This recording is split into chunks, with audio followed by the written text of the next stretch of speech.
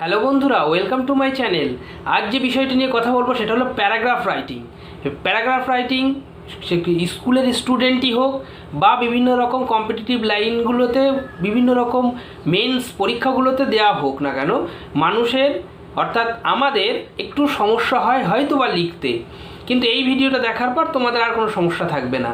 এবং তোমরা যদি রিপোর্ট রাইটিংয়ের ভিডিও, এর আগে কিভাবে রিপোর্ট লিখতে হয় তার পয়েন্ট বাই পয়েন্ট মাত্র কয়েকটা পয়েন্ট জাস্ট মনে রাখতে পারলেই তোমরা রিপোর্ট লিখতে পারবে এবং পরীক্ষার হলে তোমাদের কোনো সমস্যা হবে না। যদি সেই ভিডিওগুলো না দেখে থাকো, ডেসক্রিপশন বক্সে লিঙ্ক দেওয়া থাকবে, তোমরা সেখান থেকে দেখে নিতে পারো। এবার চলো আমরা প্যারাগ্রাফ রাইটিংটা দেখে নিই। তবে প্যারাগ্রাফ রাইটিং দেখার আগে আমি জাস্ট কতগুলো কথা বলবো, মাত্র 5টা পয়েন্ট তোমরা যদি জেনে রাখতে পারো, আমার বিশ্বাস প্যারাগ্রাফ রাইটিং বা এসে রাইটিং, বিভিন্ন রকম পরীক্ষাগুলোতে এসে রাইটিং দেয় এবং বিভিন্ন রকম কম্পিটিটিভ লাইনের পরীক্ষাগুলোতে মূলত আমরা যেটা দেখতে পাই সেটা হলো এসে রাইটিংই। তবে প্যারাগ্রাফ রাইটিং যেটা যার কথা আমি এখন বলছি, সেটা সাধারণত স্কুল গোয়িং স্টুডেন্টস অর্থাৎ মাধ্যমিক বা উচ্চ মাধ্যমিক অর্থাৎ ক্লাস 10 বা 12-এর পরীক্ষাগুলোতে সাধারণত এই ধরনের প্যারাগ্রাফগুলো দেখা যায় বা অন্যান্য ক্লাসগুলোতেও দেখা যায়। এবার সেই প্যারাগ্রাফগুলো আমরা কিভাবে লিখি, অর্থাৎ মাত্র 8 থেকে 10টা সেন্টেন্স লিখতে গিয়ে আমাদের বেশ কষ্টই হয়, কিন্তু এই ভিডিওটাতে আমি মাত্র 5টা পয়েন্টের কথা বলবো এবং সেই 5টা পয়েন্ট যদি তোমরা মাথায় ঢুকিয়ে নিতে পারো, তাহলে তোমাদের যে কোনো ধরনের লাইফে যে কোনো ধরনের প্যারাগ্রাফ লেখো না কেন কোনো সমস্যা হবে না। এবং সেই পয়েন্টগুলো আমরা এখন দেখে নেব, তার সাথে সাথে আমরা একটা করে এক্সাম্পলও দেখে নেব এবং আমার এইভাবে ভিডিওগুলো চলতে থাকবে। তোমরা চ্যানেলে যদি নতুন হয়ে থাকো অবশ্যই এটা সাবস্ক্রাইব করে দিও, আর যদি ভিডিওগুলো ভালো লাগে অবশ্যই লাইক করবে। আর যদি মনে হয় এই রকম ভিডিওগুলো তোমার বন্ধুদেরও প্রয়োজন আছে, তাহলে অবশ্যই তুমি বন্ধুদের সঙ্গে শেয়ার করো, যাতে বন্ধুরাও এরকম ধরনের ভিডিওগুলো পেতে পারে। তাহলে চলো শুরু করি। আমরা জেনে নিই যে প্যারাগ্রাফটা কাকে বলে বা কী জিনিস। প্যারাগ্রাফ দেখো কতগুলো গ্রুপ অফ সেন্টেন্সেস, অর্থাৎ কতগুলো সেন্টেন্সের বেস করে একটা প্যারাগ্রাফ তৈরি হয়। সেখানে একটা সেন্ট্রাল আইডিয়া থাকে, অর্থাৎ মূল একটা বিষয়বস্তু থাকে। সেই মূল বিষয়বস্তুগুলোর মধ্যে একটা ইউনিটি থাকে এবং নির্দিষ্ট অর্ডার অনুযায়ী সাজানো থাকে, এবং তার মধ্যে সেই সেন্টেন্সগুলোর মধ্যে একটা ভ্যারাইটি কাজ করে। অর্থাৎ একই সেন্টেন্স 10 বার লিখে একটা 10 সেন্টেন্সে প্যারাগ্রাফ তৈরি করে দিলাম, সেটা কিন্তু হবে না। অর্থাৎ সেন্টেন্সের মধ্যে একটা অর্ডার কাজ করাতে হবে, অর্থাৎ নির্দিষ্ট অর্ডার অনুযায়ী সেই সেন্টেন্সগুলো পরপর থাকবে, অর্থাৎ কোনো একটা ঘটনা কালক্রম অনুযায়ী থাকবে এবং ইউনিটি থাকবে তাদের মধ্যে এবং ভ্যারাইটি থাকবে।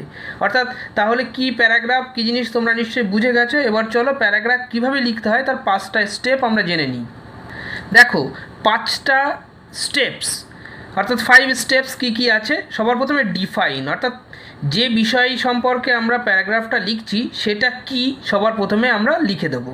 তারপরে দেখো প্রবলেম, অর্থাৎ সেই বিষয়টা সম্পর্কে কোনো প্রবলেম আছে কি না সেটা আমরা দেখব। তারপরে দেবো তার সলিউশন, তারপরে লিখবো তার বেনিফিটস, অর্থাৎ সেই যে প্রবলেমটা সলিউশন করলাম সেই প্রবলেম সলিউশনে করার পর কী কী বেনিফিটগুলো পেলাম। তারপরে কনক্লুশনে একটা পজিটিভ নোট সেখানে দিতে হবে। অর্থাৎ এই 5টা পয়েন্ট যদি তোমরা মাথার মধ্যে ঢুকিয়ে নিতে পারো, আমার বিশ্বাস জীবনে কোনো দিন কোনো প্যারাগ্রাফ লিখতে তোমাদের সমস্যা হবে না। তাহলে চলো আমরা একটা এক্সাম্পল দেখে নিই। দেখো এখানে বলছে right 8 or 10 sentences on yoga, অর্থাৎ যোগা সম্পর্কে 8-10টা বাক্য লিখতে বলেছে, একটা প্যারাগ্রাফ লিখতে বলছে। তাহলে চলো আমরা পরপর পয়েন্ট অনুযায়ী কীভাবে লিখতে হয় সেটা একটু দেখে নিই। দেখো সবার প্রথমে ডিফাইন, অর্থাৎ যোগাটা কী জিনিস সেটা আমরা বলছি। Yoga is an ancient practice which is very helpful for physical and mental wellbeing of mankind. অর্থাৎ এই যোগা সম্পর্কে আমরা একটা ডেফিনিশন দিয়ে দিলাম। তোমরা চাইলে এখানে আরও 2-4টে সেন্টেন্স যোগ করে দিতে পারো এই যোগা সম্পর্কে, অর্থাৎ যদি সেটা প্যারাগ্রাফ না হয়ে একটা এসে টাইপের লিখতে হতে হয়, অর্থাৎ এসেও যদি লেখো তাহলেও এই একই ফরম্যাটে লেখা যাবে। অর্থাৎ ডিফাইন অর্থাৎ ডেফিনিশনটা আমি খুব সংক্ষেপে লিখে দিয়েছি, সামারাইজ করে, অর্থাৎ সামারি করে আমি একটা লিখে দিয়েছি। তোমরা চাইলে এখানে আরও 2-4টে সেন্টেন্স অ্যাড করে দিতে পারো। চলো এবার পরের পয়েন্টের দিকে এগিয়ে যাই। দেখো পরের পয়েন্টে আমি বলেছিলাম প্রবলেম, অর্থাৎ এই যোগাটা আমরা কেন করব। অর্থাৎ এখনকার দিনে স্ট্রেস, অ্যাংজাইটি, আনহ্যাপিনেস এই জিনিসগুলো খুব বেশি থাকে, সেই কারণেই কিন্তু আমাদের যোগা করার প্রয়োজন অনুভব হয়েছে। অর্থাৎ এই পয়েন্টগুলোর ওপরেই আমরা বেস করে এটা লিখব। দেখো আমরা কি লিখেছি, in this modern age the graph of happiness has gone considerably down and stress levels are all-time high. Due to this, health-related issues have become very common. অর্থাৎ প্রবলেম সম্পর্কে আমরা এখানে ডিসকাস করে দিলাম। এবার আসা যাক সলিউশনে, অর্থাৎ থার্ড পয়েন্টে। দেখো সলিউশনটা কীভাবে পাবো আমরা সেটাও এখানে বলে দিচ্ছি। Yoga can be very beneficial under this circumstances, the reason being it involves both physical and mental exercises. এবার দেখো এই সলিউশনটা আমরা এখানে বলে দিলাম। এবার আসছি ফোর্থ পয়েন্ট, অর্থাৎ বেনিফিটস এই বিষয়টার ওপরে। দেখো এখনকার টাইমে যেহেতু স্ট্রেস, অ্যাংজাইটি, স্যাডনেস এই বিষয়গুলো খুব বেশি আছে, তাই এইগুলো থেকে মুক্তি পাওয়ার জন্যই আমরা যোগাটা করব। অর্থাৎ যোগার বেনিফিটসগুলো এইগুলোকে, অর্থাৎ স্ট্রেস, অ্যাংজাইটি এবং স্যাডনেসটাকে দূর করা। চলো আমরা দেখি কিভাবে লেখা যায়। Regular practice of yoga can reduce stress, anxiety, depression and other mind related issues. It helps to shape your body properly, thereby decreasing any health related issue. অর্থাৎ এটাই ছিল যোগার বেনিফিটস। এবার দেখো লাস্ট পয়েন্ট, কনক্লুশন আমি বলেছি একটা পজিটিভ নোট সবসময়ের জন্য রাখতে হবে। দেখো আমরা কি বলছি, realising the true power that yoga has to cure our physical and mental element, we must start practicing it on a regular basis to improve overall quality of our life. অর্থাৎ আমরা যখন বুঝতেই পারছি যে যোগার এত ভালো উপকারিতা আছে, সেই জন্য আমরা এটা প্রত্যেক দিন আমাদের লাইফে প্র্যাকটিস করব। তাহলে বোঝা গেল এই টোটালটা কিভাবে পয়েন্ট বাই পয়েন্ট আমরা সেট করলাম। এবার চলো দেখে নেওয়া যাক এই টোটাল পয়েন্টগুলো পয়েন্ট বাই পয়েন্ট সেট করার পর প্যারাগ্রাফটা দেখতে কেমন লাগছে। দেখো এই হলো টোটাল প্যারাগ্রাফটা, অর্থাৎ যা আমরা পয়েন্ট বাই পয়েন্ট করেছি সেটাকে আমরা আবার এক জায়গায় পুরোটাই সেট করেছি।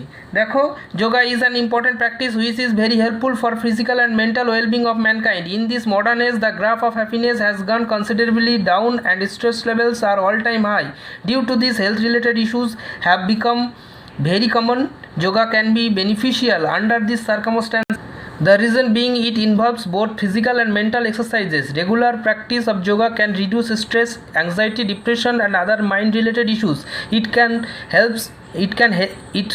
helps to shape your body properly, thereby decreasing any health related issue. Realizing the true power that yoga has to cure our physical and mental ailment, we must start practicing it on a regular basis to improve overall quality of our life.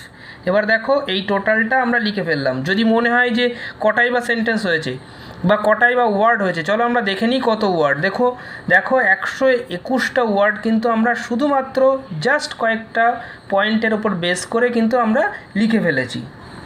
তাহলে বুঝতে পারলে paragraph লেখা কোনো কষ্টের ব্যাপার নয় বা কোনো কঠিন কাজও নয়, মাত্র কয়েকটা পয়েন্ট আমাদের মনে রাখতে হবে। আর প্যারাগ্রাফটা কী জিনিস সেটা আমাদের ভালো করে মাথায় রাখতে হবে। অর্থাৎ গ্রুপ অফ সেন্টেন্সেস, সেন্ট্রাল একটা আইডিয়া, সেই আইডিয়াগুলো অর্ডার অনুযায়ী সাজানো, প্রত্যেকের মধ্যে একটা ইউনিটি কাজ করবে এবং সেন্টেন্সগুলো ভ্যারাইটি থাকবে।